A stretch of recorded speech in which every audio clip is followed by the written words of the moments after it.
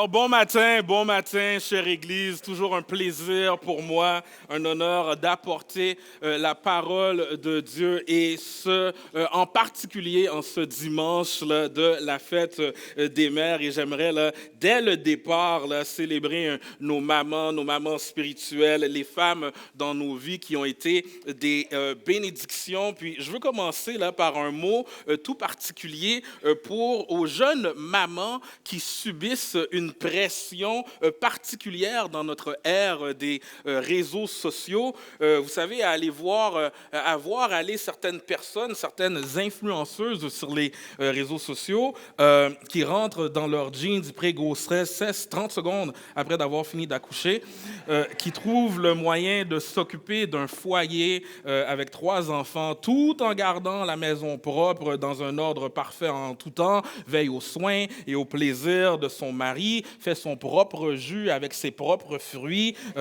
son potage avec ses propres légumes de son jardin, fait son pain, fait 2 marches par jour, en même temps de faire 3 différents repas par jour, organiques, bio, vegan, sans gluten, tout en faisant une randonnée en montagne à chaque semaine avec les enfants. Mesdames, je comprends que vous avez de la pression. Je comprends que vous avez de la pression. Et je vous dirais, sans maintenir là, ces standards hors normes, il y a tellement de choses que les mères s'occupent, plusieurs choses qu'elles font dans l'ombre, et je le vois bien. Ma mère est une jeune, ma femme est une jeune maman.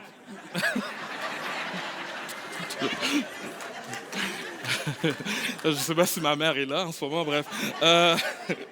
Ma femme est une jeune maman et je vois un peu ce qu'elle fait, puis je suis sûr qu'il y a plein de choses qu'elle fait que je ne vois pas d'ailleurs, et elle est une championne, ma femme. Là, ma fille est bénie d'avoir une mère comme elle, même fatiguée, même quand elle ne se sent pas bien, je la vois qui prend soin de l'enfant, elle ne se plaint pas. Puis on dirait que c'est quand que l'enfant se porte mieux que soudainement, c'est là qu'elle se permet de comme être malade, aussi bizarre que ça peut tomber, que ça peut dire. Là. Mais derrière ça, j'y vois comme un sacrifice, qui a un peu un arôme là, sacrificiel qui fait penser à Jésus. Chère mère de toutes les générations, chère grand-mère, je sais que pour plusieurs, les gens n'ont aucune idée des sacrifices, de ce que vous avez fait, de ce que vous continuez à faire pour vos enfants. Il y a des choses que j'ai compris chez ma mère uniquement quand j'ai eu ma fille, et ça ne fait que commencer. Et vous pouvez avoir l'impression de passer inaperçu, et assurément, aux yeux des gens, il se peut que vous passez inaperçu, mais par contre, vous ne passez pas inaperçu aux yeux de Dieu. Il vous voit. Il vous voit. Dieu sait ce que vous faites dans le secret. C'est une chose de se faire dire par une influenceuse sur Instagram, « I see you, mom », je te vois, mère, et c'en est une autre quand c'est Dieu qui te dit, « Je te vois ». Je vois les sacrifices, je vois. Et gardons en tête que Dieu voit tout, hein? Tout. Même quand tu manques de patience, hein? Même quand tu fais des gaffes. Et la bonne nouvelle, c'est que malgré tes imperfections, qui peuvent aussi passer inaperçues aux yeux des gens, mais qui ne passent pas inaperçues aux yeux de Dieu, notre Seigneur t'aime, notre Seigneur t'équipe, notre Seigneur te soutient, il t'équipe pour ce rôle, et notre Seigneur est ta force. Amen? Donc, ton espérance, chère mère, elle n'est pas dans la reconnaissance de tes enfants ou la reconnaissance des gens. Ton espérance ultime est dans le fait que Dieu te voit, qu'il te soutient et qu'il va te dire, comme il l'a écrit en Matthieu 25, « C'est bien, bon et fidèle serviteur, entre dans la joie de ton maître. » Donc, chère mère, je salue votre courage, votre persévérance. Est-ce que l'Église peut donner une bonne main d'applaudissement à toutes les mamans de l'Église? Amen.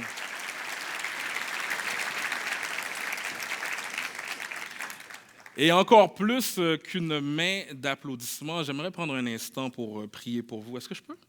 Je peux prier pour vous? Oui. Donc, permettez-moi, courbons la tête ensemble. Seigneur, ce matin, on te prie. On te prie pour chaque maman de l'Église, toi qui connais toutes choses, toi qui rien ne t'est caché. Tu connais chaque histoire, tu connais chaque défi.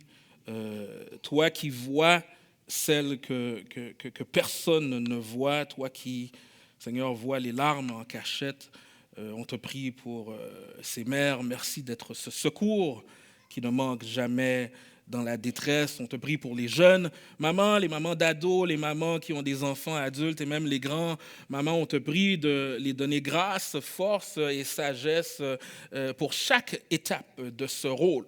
Seigneur, on te remercie pour ces femmes. Il n'y a pas de mère parfaite, mais je te remercie pour ces mères qui ne sont pas parfaites, ces mères qui font de leur mieux, qui par ta grâce font de leur mieux pour élever, pour éduquer leurs enfants dans tes voies, ces mères qui inculquent tes valeurs, ces mères qui sont colonnes du foyer. Merci pour l'immense grâce et l'immense bénédiction que sont ces femmes. Et Seigneur, je sais qu'aujourd'hui peut être une journée particulière, un peu bittersweet, douce amère pour certaines personnes.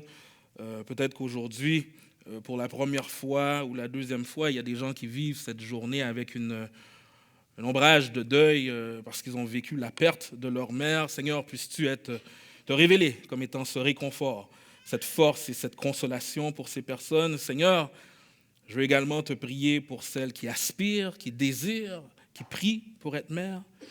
Seigneur, c'est toi l'auteur de la vie. Alors je me joins à leur prière. Puisses-tu étendre ta main de bénédiction sur leurs entrailles. Seigneur, plus d'une fois, nous t'avons vu défier les diagnostics médicaux. Seigneur, tu peux encore le faire. Tu peux encore intervenir. Seigneur, il y en a pour qui cette journée n'est pas nécessairement une belle journée. C'est une journée difficile qui rappelle des choses difficiles. Seigneur, je te prie, encore une fois, puisses-tu te révéler comme étant ce consolateur, ce roc, cette fondation sur laquelle on peut s'appuyer. Seigneur, donne-nous de bien prendre soin de ces femmes, que ta paix, ta grâce accompagne chaque maman et future maman dans le précieux nom de Jésus. Amen et amen et amen. Merci beaucoup, chère mère. On vous apprécie, on vous aime. Amen. Alors, tournons nos regards vers la parole et alors qu'on continue dans notre thématique, les histoires du pays d'en haut, notre parabole, le passage de ce matin qu'on va regarder ensemble se trouve dans le livre de Matthieu. Vous savez, l'évangile de Matthieu est un chef-d'œuvre littéraire. Il est soigneusement structuré. Le récit détaillé du ministère public de Jésus se trouve entre deux des plus longs discours de Jésus. Donc, on a le très connu Sermon sur la montagne qu'on trouve en Matthieu 5 et 7. Et un peu vers la fin de l'évangile, on a le discours sur les monts, le mont des Oliviers qu'on trouve en Matthieu 24 et 25. Donc, on a le sermon sur la montagne. Le sermon le plus connu de Jésus couvre 3 chapitres. Et après ce fameux passage, Matthieu nous présente les différents événements de la vie et du ministère de Jésus. Et vers la fin de l'évangile, juste avant de décrire l'arrestation et la crucifixion de Jésus, Matthieu conclut son évangile avec le discours sur le mont des Oliviers. Et ici, assis au sommet du mont, on voit Jésus qui parle pour une dernière fois, qui parle en privé à ses disciples. Et il parle de sa seconde venue. Ce discours se termine quand la Bible nous dit au verset 1er du chapitre 26, quand Jésus eut achevé tous ses discours, il dit à ses disciples, vous savez que la Pâque a lieu dans 2 jours et que le Fils de l'homme est sur le point d'être livré pour être crucifié. Donc, notre texte de ce matin se trouve dans le discours sur le mont des Oliviers. On comprend maintenant où est-ce qu'on se situe d'une façon temporelle. Et dans ce discours sur le mont des Oliviers, on voit Jésus répondre à la question que les disciples se posent sur la fin des temps. Les disciples lui demandent en privé, quel sera le signe de ton avènement et de la fin du monde? Et on se rappelle ici qu'on assiste à une discussion intime entre Jésus et ses disciples. Et dans ce dernier entretien, dans cette dernière discussion, en guise de réponse, Jésus y va de plusieurs paraboles. Et c'est parmi ces paraboles qu'on va trouver celle qui va retenir notre attention ce matin. Maintenant, avant de débuter, je veux mentionner quelque chose qu'on doit garder en tête quand on approche le texte biblique, quand on lit la Bible. Et particulièrement quand on s'attarde aux paraboles qui sont des histoires issues de la vie de tous les jours des contemporains de l'époque de Jésus. Aujourd'hui, au Québec, à Laval, en 2025, on a une très grande distance avec le texte. Juste l'écart entre aujourd'hui, ici au Québec, et il y a 20-25 ans, ici au Québec, il y a des choses que les jeunes d'aujourd'hui vont devoir demander à ChatGPT pour comprendre. OK? Si je dis que dans mon Walkman, j'avais un problème avec le rewind et que je reculais mes cassettes avec un crayon à mine, les ados et même les jeunes adultes, ils ne vont pas comprendre ce que je veux dire, OK? Je suis même pas sûr qu'ils vont comprendre que je parle de musique, OK? Donc, dans la même culture, on parle de 20 ans de différence, il y a des choses que les gens ne vont pas comprendre, mais maintenant, imaginez une culture différente avec 2000 ans de différence. Wow, OK? Donc, c'est clair qu'il y a des choses qu'on ne comprend pas instinctivement. Vous savez, dans certains endroits du Québec aujourd'hui, si tu dis « Ah, c'est pas grave, je vais prendre un Bixi pour m'y rendre », bien, il y a des endroits qui, aujourd'hui, des gens au Québec vont dire « De quoi tu parles? » Quoi tu parles de Bixi? Okay? Donc, et on est relativement dans une courte distance géographique. Donc, quand on lit la Bible, on doit garder en tête qu'on a une distance temporelle, culturelle, linguistique et géographique avec les premiers destinataires du texte biblique. Donc, je précise tout ça parce qu'aujourd'hui, en 2025, notre texte commence un peu raide. Okay? Juste le titre de ma prédication, qui est le titre de la parabole, elle est un peu bizarre. Le titre de ma prédication, c'est « La parabole des 10 vierges ». Okay? Il n'y a personne qui aujourd'hui va se promener en disant « Hey, j'ai vu 4 vierges hier ». Ça ne se dit pas, c'est quelque chose qui est déplacé, ça serait de mauvais goût. Et d'ailleurs, dans la parabole, il y a une utilisation aussi du mot « folle ». Même pour ce mot-là, de nos jours, dans le domaine de la santé médicale, ce mot est considéré comme étant stigmatisant, péjoratif. Ce n'est même pas un terme médical, il peut être blessant. Bref, ce que je veux dire, c'est qu'il faut faire l'effort d'une immersion dans le monde biblique pour comprendre ce que les premiers destinataires, eux, ont compris pour bien saisir la voie de Dieu qui traverse les siècles. Amen?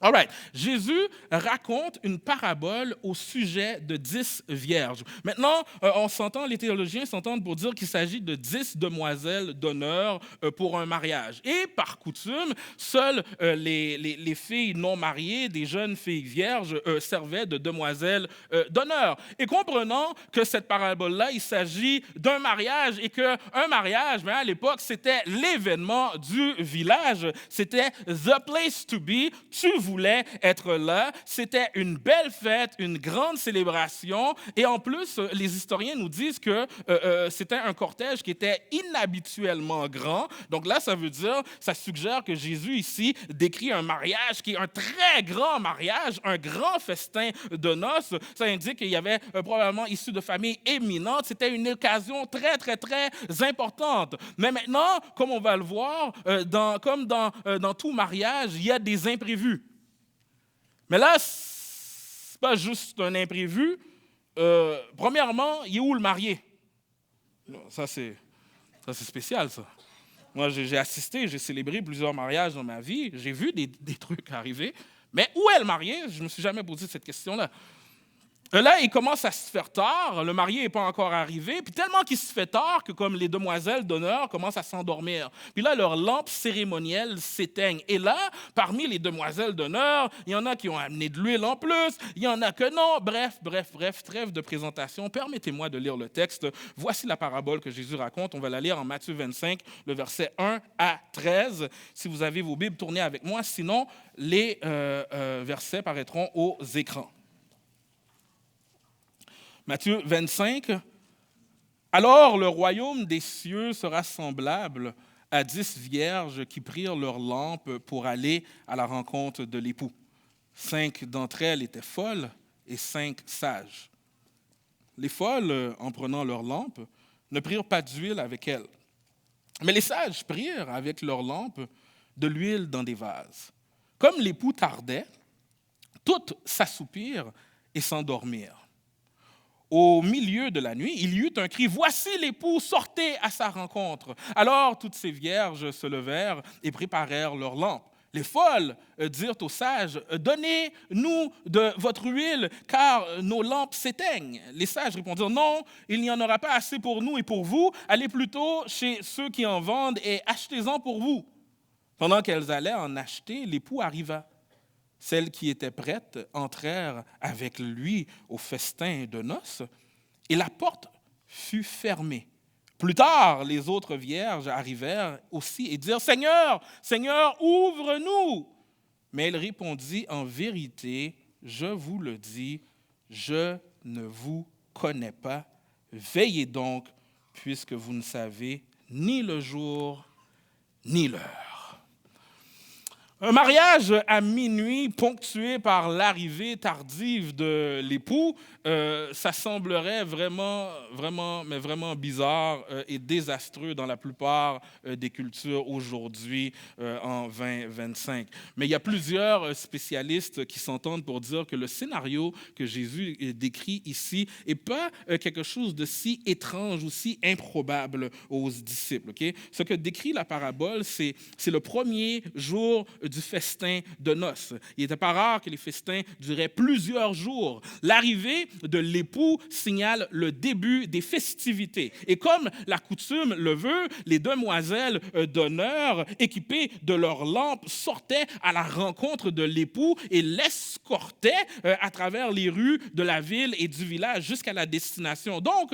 semble-t-il qu'un début des festivités pour un mariage alors qu'il faisait sombre dehors, c'était courant dans cette culture. Mais dans ce cas précis, quelque chose arrive, l'époux est en retard, et je dirais même très en retard. On ne nous mentionne pas la raison de ce délai, il devait avoir une bonne raison. C'est clair que ce n'est pas parce qu'il était indifférent au mariage ou à sa fiancée. D'ailleurs, dès qu'il y arrive, on voit qu'il ne veut pas attendre une minute de plus pour commencer la fête. Donc les invités étaient là, malgré le retard, tout était prêt. Juste, il manquait les 5 demoiselles d'honneur qui sont parties pour aller acheter de l'huile. Donc, l'époux s'approche, le texte nous dit, au milieu de la nuit, une voix crie « Voici l'époux, sortez à sa rencontre ». Donc là, les filles se réveillent un peu comme « Oh, wow, qu'est-ce qui se passe? Wow, OK, il arrive, il est là, OK. » Il y en a peut-être qui se regardent dans le miroir, retouchent le maquillage. Puis là, il y en a 5 qui sortent en trombe pour acheter de l'huile. Puis pendant qu'elles vont en acheter, l'époux arrive. Et celles qui étaient prêtes sont entrées avec lui dans la salle. Et le texte nous dit que la porte fut fermée. Et les filles qui ont manqué d'huile ont raté l'arrivée de l'époux et ils ont été exclus du festin.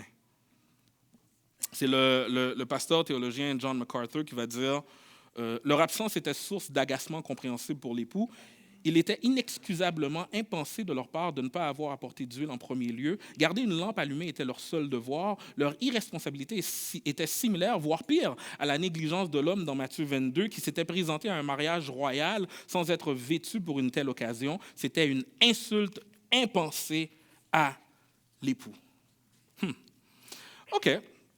Maintenant, si on prend un pas de recul, vous savez, tout au long de l'histoire de l'Église, les gens ont tenté d'interpréter cette parabole comme une allégorie. Mais je vous dirais, là, d'ordre général, la manière la plus sûre d'interpréter les paraboles, là, c'est recherche la vérité centrale de l'histoire, puis essaye pas de te perdre là, en essayant d'attribuer une signification particulière à chaque détail de l'histoire. Okay? Parce que si tu fais ça, tu vas finir confus. Dans notre parabole, ce qui est évident, là, c'est qu'un point central de notre histoire, c'est que il y a un groupe qui manque de quelque chose et il y en a un groupe qui l'a. D'accord? Et en l'occurrence, ici, on parle de l'huile. Et la conséquence du manque d'huile, on voit qu'elle est très grave. Alors, au fil de l'histoire, les gens se sont demandé, c'est quoi la signification de l'huile? Et à travers, justement, l'histoire, plusieurs ont identifié l'huile comme étant les bonnes œuvres qui devaient être ajoutées à la foi pour qu'une personne soit sauvée. Hein? Donc, ce qui sauve, c'est la foi, mais plus les œuvres. Hein? Il faut des œuvres pour être sauvé. Ou d'autres ont considéré l'huile comme étant symbole du Saint-Esprit. Hein? Parce que dans la littérature biblique, l'huile est parfois utilisée comme symbole du Saint-Esprit. Donc, l'idée ici était que les jeunes femmes, les jeunes vierges folles manquaient du Saint-Esprit. OK. On voit plusieurs interprétations allégoriques ici. Par contre, sans faire dans l'allégorie, une chose qui est claire. La chose qui est claire, c'est qu'il manquait quelque chose à ces jeunes femmes et c'était très grave et les conséquences furent désastreuses. Donc, c'est quoi le point principal de cette parabole? La réponse est claire. C'est une exhortation de Jésus à ses disciples. Restez fidèles, persévérez jusqu'à mon retour. persévérer jusqu'à mon retour. C'est ce qu'il a dit à ses disciples dans cette dernière conversation avant la croix, et c'est ce qu'il dit à ses disciples aujourd'hui en 2025, persévérer jusqu'à mon retour. Persévérez, sinon vous risquez de vous faire dire, comme il a été dit à ces dames, en vérité, je vous le dis, je ne vous connais pas, je ne te connais pas. Et ça, ce n'est pas une parole à prendre à la légère. À vrai dire, il n'y a rien de plus important que ça. C'est Pasteur Guétan qui, la semaine dernière, a dit on risque d'être surpris de voir qui on va voir au ciel et on risque d'être surpris de qui on ne va pas voir au ciel. Alors, mon ami, la question que je te pose, c'est est-ce que tu vas être aux noces ou est-ce que tu vas être exclu? Vous savez, à la fin, il n'y a que deux options. Soit qu'on va festoyer avec Jésus ou soit que tu ne seras pas avec Jésus et il y a une place prévue pour ceux qui ne seront pas avec lui. C'est l'enfer. Mais mon ami, ce matin, je suis là pour te dire que tu peux éviter l'enfer. Hein? C'est le pasteur Dane Hartloon qui va dire, tu peux éviter l'enfer, le ciel n'est pas pour ceux qui le méritent, il est pour ceux qui se repentent. L'enfer est pour ceux qui ne se repentent pas. L'enfer est rempli de gens qui pensent qu'ils devraient être au ciel et le ciel est rempli de gens qui savent qu'ils devraient être en enfer. Je trouve ça fascinant que malgré les paroles assez claires, très claires de Jésus qui dit « Personne ne connaît ni l'heure ni le jour », l'histoire est parsemée de personnes qui ont affirmé que Jésus va revenir à X moment ou à Y moment. Des gens pensent avoir trouvé un genre de calendrier là, pour sa seconde venue. Des gens, des prophètes autoproclamés ou des amateurs de numérologie pensent avoir fait un calcul. Puis là, eux, ils ont compris comment ça va se passer. Okay? Eux, ils ont compris quand est-ce que ça va arriver. Okay? Ça, il y en a eu et il y en aura encore. Okay? Et ces gens-là, il y a des foules qui les suivent. Et pourtant, la Bible est, on ne peut plus clair, on ne sait pas le moment de son retour. Par contre, ce qu'on sait, c'est que son retour approche à grands pas. Ce qu'on sait, c'est que Romains 13, 11 nous dit, c'est l'heure de se réveiller enfin du sommeil, car maintenant notre salut est plus proche de nous que lorsque nous avons cru. On sait que 1 Corinthiens 7 nous dit, le temps est court, car la figure de ce monde passe.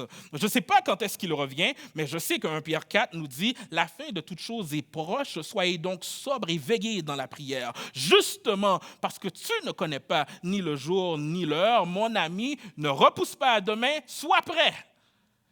Et quand je te dis d'être prêt, je ne te parle pas de simplement venir à l'église. Vous savez, c'est possible d'être sympathique au christianisme, de fréquenter l'église et de ne pas être chrétien. Hein? C'est possible d'être, je dirais même, bien impliqué à l'Église et de ne pas être chrétien. Ben oui, ben c'est vrai. Regardez, toutes les vierges dans notre texte attendaient l'époux. Hein? Elles étaient, tout le monde, elles étaient toutes dans le bon groupe. Extérieurement, tu les regardes et tu te dis « Waouh, elles sont proches du couple. Waouh, elles sont dans le cercle intime de l'époux. » Mais la réalité, c'est qu'il y en avait 5 qui n'étaient pas prêtes. Elles avaient peut-être des sentiments. Elles avaient peut-être de l'attente, peut-être un respect pour l'époux, mais clairement, il leur manquait quelque chose. Il est possible d'être sympathique au christianisme, d'aimer l'ambiance d'une église et de ne pas être chrétien. Non, mais c'est vrai, là, si on y pense pendant quelques instants, quand on vient à l'église, là, ben, la vibe est bonne, non? Ouais, les gens sont souriants, les gens sont sympathiques, ils sont de bonne humeur, du bon monde. En plus, il y a de la bonne musique, les musiciens sont bons. Hein? Puis des fois, ce que le gars en avant il dit, ben, il n'est pas pire, ça fait du sens. Hein? Hein? Puis après ça, après la réunion, ben, on passe du temps avec les gens, on jase, peut-être qu'on va aller bruncher. Tu sais, c'est bon. C'est bon, ça fait du bien d'aller à l'église de temps en temps. Non, c'est vrai. C'est vrai. Ou encore, on peut entendre parler de Jésus, des valeurs, puis on peut apprécier les valeurs chrétiennes. Hein? C'est des valeurs, ça prône l'amour, prône le pardon, la justice sociale. C'est bien. On peut même venir à l'église et ressentir par moments de l'émotion. Ressentir en entendant parler de Jésus, parce que c'est vrai qu'il a vécu le calvaire, littéralement. Hein? On peut devenir un peu émotif. On peut vivre tout ça sans être né de nouveau. Et permettez-moi de citer Jésus qui va reprendre les paroles d'Ésaïe en parlant de son peuple. « Il me glorifie de la bouche et des lèvres, mais son cœur est éloigné de moi. » Des gens peuvent parler de Jésus avec respect, hein, mais leur cœur n'a jamais été transformé. Les gens aiment l'idée de ce Jésus qui est inspirant, qui est doux, puis ses paroles d'une sagesse. Les gens aiment ça. Les gens n'ont habituellement pas trop de problèmes avec le fait qu'il est venu mourir pour nous. Ah ben oui, il est venu mourir, le côté sauveur de Jésus, il est venu mourir pour moi, on aime ça. Mais le problème, c'est que Jésus n'est pas seulement venu te sauver, il est venu te transformer. Et c'est là que le bas blesse. Hein. C'est là que les gens refusent le côté Seigneur, hein, celui qui appelle à la repentance et à une foi exclusive à lui. Imaginez-vous, pendant quelques instants, qu'il y a un auteur là, très, très, très connu internationalement, puis imagine que toi, tu es un fan fini, un fanatique de cet auteur-là, et imagine que la bibliothèque, pas trop loin de chez toi, fait une soirée spéciale en l'honneur de cet auteur-là, et ils offrent une panoplie d'œuvres et d'articles de cet auteur-là, puis imagine que toi, mais comme tu es un grand fan de cet auteur-là, ben, tu te rends à la soirée spéciale, puis les organisateurs, eux, ils te connaissent déjà parce que justement, tu es un grand fan de l'auteur, et là, toi, tu vois les multiples choses qui sont offertes, mais tu les as probablement déjà toutes. Pourquoi? Parce que tu es justement un grand fan. Et là, il y a un des organisateurs qui s'approche de toi puis qui vient dire en secret dans l'oreille, « Hé, il est là. L'auteur est là. » Puis il a entendu que tu étais là, puis il a vu à quel point, il a entendu à quel point tu l'aimais. Il aimerait ça te rencontrer. Il aimerait ça passer un moment avec toi. Là, wow! Tout un honneur, tout un... Hey, c'est fun. Cet auteur réputé internationalement veut passer un moment avec toi, mais là, à la grande surprise de l'organisateur, tu te dis, non, c'est beau. Je vais continuer à regarder les choses au sujet de l'auteur. Mais il y a comme un non-sens, là. Il y a comme un non-sens. Tu as l'opportunité de connaître, de passer du temps, d'entrer en relation avec lui, mais tu ne préfères pas. Donc, c'est bon, tu accumules des connaissances au sujet de l'auteur, tu as de l'estime, du respect, même de l'affection, mais la réalité, c'est que tu ne le connais pas, tu n'as pas expérimenté, tu n'as pas goûté sa présence. La réalité, c'est qu'il ne te connaît pas. On peut être charmé par Jésus, touché par son histoire, on peut être admiratif de ses valeurs. On peut faire tout ça sans le connaître. On peut faire tout ça et rester perdu. Ce n'est pas l'intensité de notre sympathie qui nous sauve, c'est de faire mienne la réalité de la croix. Et ça se voit par la soumission de notre vie. Au dernier jour, ce n'est pas ceux qui auront trouvé Jésus intéressant qui vont entrer dans le royaume, mais ceux que lui connaît. Alors, laisse-moi te poser la question, est-ce qu'il te connaît? Est-ce qu'il te connaît? Le retour de Jésus peut sembler long à venir, mais la parole nous dit que son retour va être soudain. Hein? Que les gens on va être en train de manger, on va être au travail, on va être en train de s'occuper de nos affaires, on va être dans notre routine, dans notre train-train quotidien. Et là, tout à coup, bam, Jésus va revenir. Et quand Jésus va revenir, ben, il va être trop tard pour repenser à ta vie et à tes priorités. Son jugement va être irréversible et il n'y aura pas de deuxième chance pour se repentir. Dans notre texte, les demoiselles d'honneur sont exclues du repas de noces et la porte est fermée. La différence entre les sages et les folles, c'est que les sages se préparent. Lorsque l'époux va arriver, il va être trop tard pour se préparer à l'accueillir. Il faut se préparer avant. Il faut se préparer alors qu'il est encore temps. Donc, dans ce discours sur le mont des Oliviers, à travers ces paraboles, Jésus nous dit que nos vies vont être jugées individuellement. Juste un peu plus loin, juste avant notre texte, il parle de deux hommes dans un champ, l'un est pris, l'autre est laissé. Ensuite, il fait référence à deux femmes qui travaillent, l'une est prise, l'autre est laissée. Peu importe votre situation ce jour-là, nos foyers, nos quartiers, nos communautés, les nations vont être divisées en deux groupes. Ceux qui connaissent vraiment Christ et ceux qui ne le connaissent pas. Et au dernier jour, peu importe dans quelle maison tu vas être, peu importe ton époux, ton épouse, peu importe ce que tes parents croyaient, peu importe si tu allais à l'église, tu vas être jugé individuellement. Et ça, il faut que je le mentionne parce que j'ai déjà entendu un jeune homme dire « Moi, je suis good, je suis bon. Mes parents sont chrétiens. » Wow! Mon ami, au dernier jour, tes parents ne peuvent rien faire pour toi. Au dernier jour, si ce n'est pas Jésus qui se tient avec toi, tu vas être perdu. À la fin, tu vas passer devant le tribunal et le juste juge va te juger. Et tu vas être jugé sur deux choses, soit sur la base de tes œuvres ou soit sur la base de l'œuvre de Jésus. Okay? Et mon ami, j'espère que tu connais Jésus pour que tu puisses être jugé sur son œuvre et pas le tien. Amen. Amen. OK.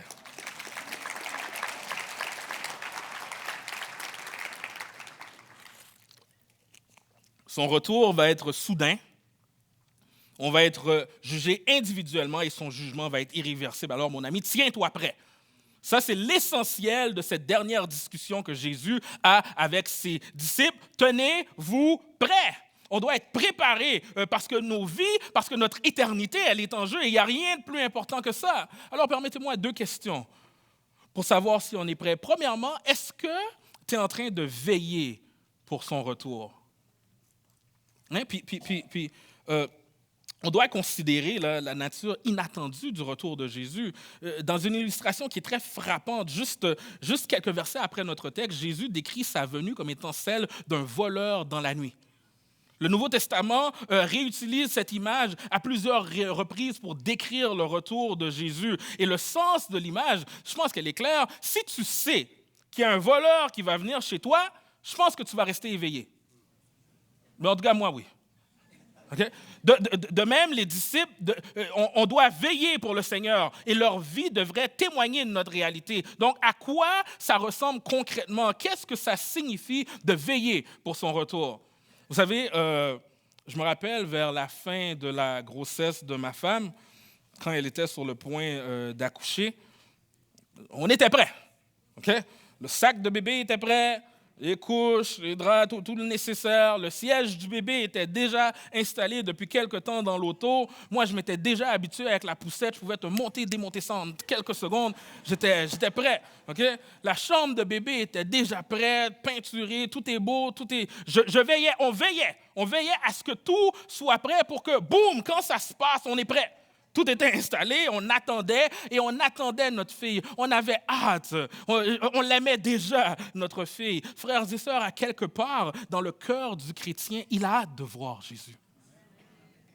On se prépare, on a hâte de le voir. Le retour de Jésus devrait être dans nos pensées et dans nos cœurs. Peut-être pas au point où est-ce qu'on reste immobile puis qu'on ne fait rien, mais de manière à ce que ça affecte tout ce qu'on fait.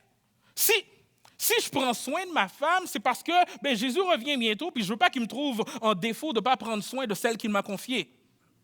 Si je travaille bien, avec intégrité, c'est parce que s'il revient de mon vivant, il va me trouver en train d'honorer sa parole, parce qu'il me dit, en Colossiens 3, 23, tout ce que vous faites, faites-le de bon cœur, comme pour le Seigneur et non pour les hommes.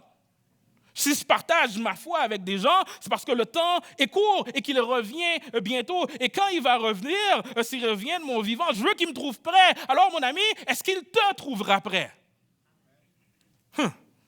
Alors, premièrement, je t'ai demandé, est-ce que tu veilles à son retour? Maintenant, deuxièmement, je te demande, est-ce que tu as hâte à son retour? Vous savez, si je dois quitter la ville pendant 2-3 jours, là, okay, le temps d'une nuit ou 2, ou si ma femme, elle quitte, elle s'absente de la ville, le fait est que je ne vais pas être comme tellement occupé que je vais oublier ma femme. Là, okay? Là, je sais que je risque de sonner un peu quétaine là, avec ce que je vais dire, mais pour vrai, là, si ma femme part pendant 2-3 jours, là, c'est clair qu'avant longtemps, là, on va se parler au téléphone, puis je vais lui dire « Allô, bébé, ça va? Tu manges bien? Ouais. Je pense à toi. Non, mais c'est vrai, parce que je vais avoir hâte qu'elle revienne, OK? Et puis là, je suis d'accord que notre relation avec Jésus, c'est vraiment différent que notre relation avec notre époux-épouse. Mais il devrait y avoir quelque chose en nous où est-ce qu'on a hâte et qu'il revienne. On a hâte de le voir, OK? Soit qu'il vient me chercher, soit qu'il revient dans le cœur du chrétien. On a hâte à ce moment. Puis oui, j'admets, on peut être un peu secoué, on peut être comme, je me demande ça va être quoi? Mais vraiment, je me demande vraiment ça va être quoi? Le chrétien peut vivre plusieurs types d'émotions face à notre mort ou le retour de Jésus, mais le chrétien est aussi habité d'un côté où est-ce qu'il a hâte de voir son Sauveur. Le chrétien a hâte de voir. J'ai un côté, oui, je ne sais pas trop à quoi m'attendre, mais j'ai hâte de le connaître pleinement. J'ai hâte. J'ai hâte à cet endroit où la parole dit en Apocalypse 22, il n'y aura plus d'anathème, le trône de Dieu et de l'agneau sera dans la ville, ses serviteurs le serviront et verront sa face et son nom sera sur leur front. La nuit ne sera plus, ils n'auront besoin ni de la lumière d'une lampe, ni de la lumière du soleil, parce que c'est le Seigneur Dieu qui les éclairera. Alors, nos pensées à son sujet, ils ne sont pas forcées, c'est le résultat de l'amour. Quand Christ est dans nos pensées, bien, on a hâte de le voir. Et si ce n'est pas le cas, bien, peut-être que ça révèle quelque chose sur ton cœur. Vous savez, beaucoup de gens vont être choqués aux derniers jours. Beaucoup de gens vont être choqués aux derniers jours de découvrir que la route qu'ils ont empruntée, une route qui pensait être la route étroite qui mène au paradis, était en fait la route large qui mène à l'enfer. Vous savez, de nos jours, dans notre société, il y a comme une romantisation de l'enfer. Il y a une chanson d'un rappeur connu, et il a dit ça il y a de ça quelques années. Il a dit « When I die, I want to go to hell. It don't make sense going to heaven with the goodies dressed in white. No, I want to tote guns and shoot dice. Quand je vais mourir, je veux aller en enfer. » C'est ce qu'il a dit. Ça ne ferait pas de sens d'aller au paradis avec les gentils, habillés en blanc. Non, moi, je veux avoir des guns et jouer aux dés. Et à l'image de ce que ce rappeur a dit, les gens pensent que ça va être chill en enfer. Yeah. Les gens pensent que la vibe va être bonne.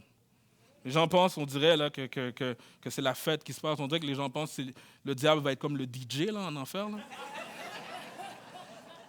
Le diable va donner une ambiance, là, puis ça va être la fête avec des lumières tamisées dans le sous-sol de la planète Terre. Là. Ou encore, voici une autre chanson qui démontre comment les gens voient l'enfer avec une vision très, très, très chill, presque fun même. Il y a la chanson là, très connue, un classique de AC/DC, « I'm on a highway to hell ». Et puis le texte va comme, il va dire « Ain't nothing I'd rather do going down, party time, my friends are gonna be there too ». Il n'y a rien que je préfère faire, je descends, c'est le temps de faire la fête, mes amis vont être là aussi. Je me manque une partie de mes notes, je vais prendre mon cellulaire parce que je pense que... Ouais. Merci. Où est-ce qu'il dit, oui, justement, où est-ce qu'il dit, my friends are going to be there too. Il n'y a rien que je préfère faire. Je descends, c'est le temps de faire la fête. Mes amis vont être là aussi. Où est-ce qu'il va dire, I'm on a highway to hell. I'm on a highway to hell dans le refrain. Je suis sur l'autoroute pour l'enfer. Je suis sur l'autoroute pour l'enfer. Il va même continuer en disant, hey Satan, paying my dues, playing in the rocking band. Hey mama, look at me. I'm on my way to the promised land. Yeah. Ce que ça veut dire, ça, en français, c'est « Hé, Satan, j'ai payé ma dette. Je joue dans un rock band qui déchire. Et mort, regarde-moi, je suis en route vers la terre promise. » En parlant de l'enfer. C'est pas seulement... vous savez, ce n'est pas seulement à travers des chansons qu'on voit une romantisation de l'enfer et du diable. Sur Netflix, il y a même une série qui se nomme Lucifer. Et dans cette série, c'est un certain Lucifer Morningstar qui quitte l'enfer pour vivre à Los Angeles comme un consultant policier. Et il est assez glamour, séducteur même. Okay? Donc, la série joue sur le charisme du diable. Ça l'humanise, ça le rend drôle et ça le rend même sympathique. Donc, permettez-moi un instant, le temps que je retrouve mes notes. Même dans les conversations par message texte, il y a un emoji, il existe un petit emoji avec un icône, là, un visage avec des cornes. Là. Ça sert à signifier qu'un genre de clin d'œil malicieux ou coquin. Là, okay? Donc, même dans nos conversations numériques, l'enfer devient un code fun. Okay? Donc, notre société dédramatise ce qui concerne l'enfer, même dans notre vocable usuel, dans notre langage. Il est courant d'entendre des gens dire « J'ai vécu l'enfer ». OK, j'ai rempli de compassion pour toi parce qu'assurément, si tu dis ça, c'est que ce que tu passes à travers est assez difficile. Mais aussi difficile que ça peut être, c'est pas aussi horrible que l'enfer. C'est pas aussi horrible que l'enfer. J'ai invité les musiciens à venir me rejoindre. Maintenant, peut-être que dans nos milieux chrétiens, on ne va pas romantiser l'enfer comme notre société, mais on a notre façon à nous d'être plus doux que Jésus sur le sujet de l'enfer. Vous savez, j'ai déjà entendu dire des gens que Dieu n'envoie personne en enfer. À la place, les gens, ils choisissent d'y aller. Hein? Que Dieu ne fait que leur donner ce qu'ils désirent. Et c'est comme si la colère de Dieu ici, elle serait passive finalement. Et Dieu fait simplement se retirer et donner aux gens ce que leur cœur désire. Et ça, vous savez, en tant que prédicateur, je peux comprendre pourquoi certains disent ça, parce qu'on ne veut pas que Dieu paraisse cruel aux yeux des gens. Et pour cette raison, les prédicateurs seraient tentés de dire des choses qui vont un peu adoucir le sujet pas très populaire de l'enfer. La réalité, c'est que, et ça, on peut le voir quelques versets après le passage qu'on regarde, il est mention que Dieu va dire à ceux à sa gauche, « Retirez-vous de moi, maudits, allez dans le feu éternel préparé pour le diable et pour ses anges. » À plusieurs endroits, les Écritures nous montrent que les gens ne vont pas aller en enfer de leur plein gré. Non seulement Jésus parle de gens envoyés en enfer, mais il les décrit comme étant jetés en enfer. Et entendre la description de l'enfer comme étant une fournaise ardente, remplie de pleurs et de grincements de dents, c'est pas difficile de s'imaginer qu'il n'y a personne qui, de leur plein gré, vont s'y rendre. Donc oui, c'est très juste de croire que les gens en enfer n'aiment pas Dieu et ne veulent pas être avec lui, mais contrairement à ce que l'affirme le groupe AC/DC, il n'y a personne qui veut en réalité aller en enfer. En réalité, ce que les personnes veulent, c'est une autonomie à part Dieu sans conséquences négatives. Mais cette option-là, elle n'existe pas. Elle n'existe pas. On aime les mauvaises choses, on aime le péché, mais on n'aime pas la punition qu'amènent les mauvaises choses, qu'amène le péché. Vous savez, un voleur peut ne pas vouloir être en prison, mais il n'arrêterait pas nécessairement de voler s'il était un homme libre. Donc, ce que ça veut dire, ça, c'est qu'il aime son péché, mais il n'aime pas les conséquences de son péché. Et ça, c'est nous, ça. Ça, c'est nous sans la grâce. On veut les plaisirs du péché, mais on ne veut pas les conséquences du péché. Mais mon ami, les plaisirs sont éphémères et que tu le veuilles ou que tu ne le veuilles pas, les conséquences vont arriver. Le message de l'enfer n'est pas trop populaire, j'en entends pas beaucoup parler, et pourtant Jésus en a beaucoup parlé.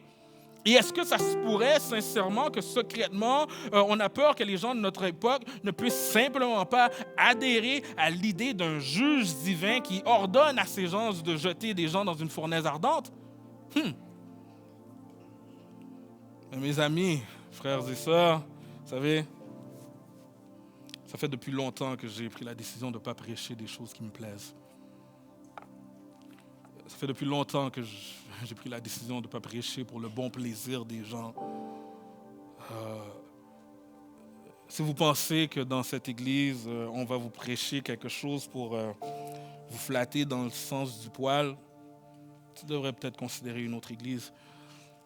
Mais si tu veux d'une église où est-ce que les prédicateurs, tu sais quoi, on s'efforce. On s'efforce de prêcher la parole, on veut être solide théologiquement, on ne veut pas tricher, on ne s'esquive pas des textes et des sujets difficiles. On est parfois devant un texte parce qu'on se dit « Ouf, Seigneur », on est parfois devant un enseignement puis on dit « Seigneur, donne-moi la force de prêcher avec hardiesse ». Si tu veux d'une église où est-ce que la parole, elle est prêchée et fidèlement, bien, mon ami, bienvenue au portail, ici, c'est ce qu'on fait. OK? C'est ce qu'on fait.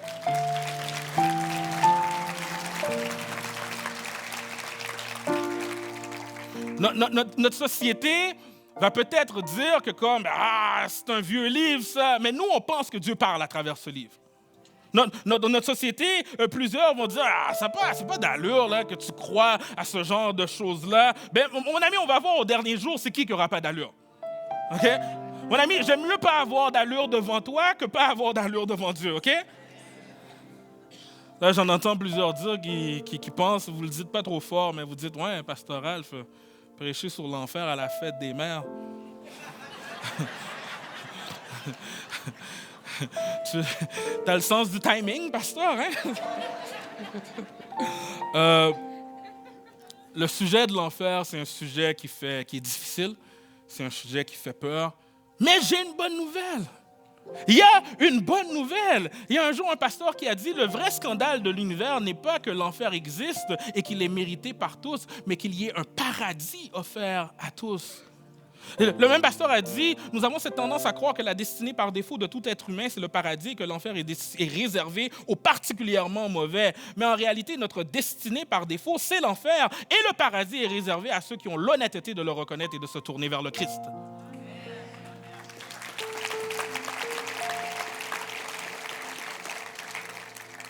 Le christianisme ne nous donne pas une liste de choses à faire pour éviter l'enfer. Ça ne nous donne pas des règles à suivre ou une liste de tâches comme quand on monte un meuble Ikea. La Bible, le christianisme ne nous donne pas des directives et des lois à respecter pour ne pas aller en enfer. Le christianisme fait beaucoup plus que ça. Elle nous donne un sauveur.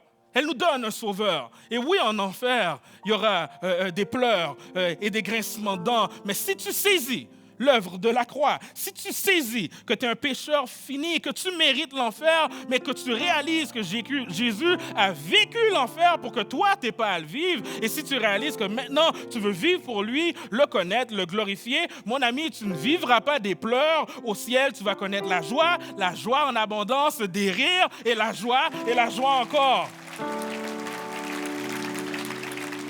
Alors qu'on termine, je vous invite à vous lever. En enfer, les âmes seront jugées suivant leurs œuvres, mais au paradis, c'est ceux qui sont justifiés par la foi et réconciliés avec Dieu qui vont être là. En enfer, ils vont être sans Dieu, sans espoir, mais au paradis, la parole nous dit, nous habiterons avec le Seigneur. En enfer, ils vont être tourmentés jour et nuit, mais au paradis, il n'y aura plus de mort. Il essuiera toute larme. En enfer, ça va être le châtiment éternel, loin de la face de Dieu, mais au ciel, nous, ses enfants, le texte nous dit, nous verrons sa face. En enfer, il n'y aura pas de calme, pas de quiétude, mais au paradis, il est question de l'ultime repos, le repos pour le peuple de Dieu. En enfer, il n'y aura que ténèbres. Au paradis, la ville n'aura pas besoin de soleil, sa lumière sera l'agneau. Et en enfer, oui, il y aura des pleurs et des grincements de dents, mais au paradis, il y aura abondance de joie et on va dire Alléluia, Alléluia, Alléluia, gloire à Dieu, Alléluia, Alléluia. C'était la parole pour aujourd'hui. Louons notre Seigneur ensemble.